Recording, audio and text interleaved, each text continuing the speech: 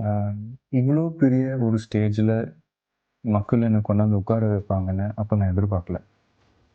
Okay. அது காலம் என்ன கொண்டாந்து இந்த இடத்துல உட்கார வச்சிருக்கு. அந்த மாரி அதே காலம் என்ன கொண்டு போய் ஒரு இடத்துல உட்கார வைக்கும். அதுக்கு அந்த நேரம், சூழல், இடம் எல்லாமே அமையணும். ஸோ அது வரும்போது நான் டெஃபினட்டா தமிழ்நாட்டு மக்களுக்கு நான் ஏதாவது செய்யணும். அதுல நான் வந்து உறுதியா இருக்கேன். ஸோ இப்போ என்ன பண்ண போறேன் அப்படின்லாம் கேட்டா, எனக்கு பதிலே கிடையாது. இன்ட்ரெஸ்ட் இருக்கு. பட் அதுக்கான நேரம் இது கிடையாது.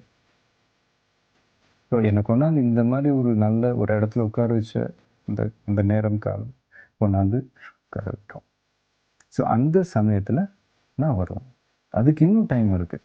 அந்த ஆப்பர்ச்சுனிட்டி வர்றதுக்கே இன்னும் டைம் இருக்கு. This is not the time. Perfect. Okay. So நான் வந்து அந்த அந்த பேஸை வந்து இது வந்து விளையாட்டு இல்லை. சும்மா ஏதோ சொல்றாங்க, ஒரு பில்டப் பண்ணி ஏதோ எழுதுறாங்கன்னா உடனே நம்ம வந்துட முடியாது. ஸோ அதுக்கு அந்த பேஸை வந்து ஸ்ட்ராங் பண்ணணும். அது நான் பண்ணிக்கிட்டே இருப்பேன். ஒரு ரசிகர் மன்றமா இருந்தது ஒரு மக்கள் இயக்கமா மாற்றி பண்ணிக்கிட்டே இருக்கோம்.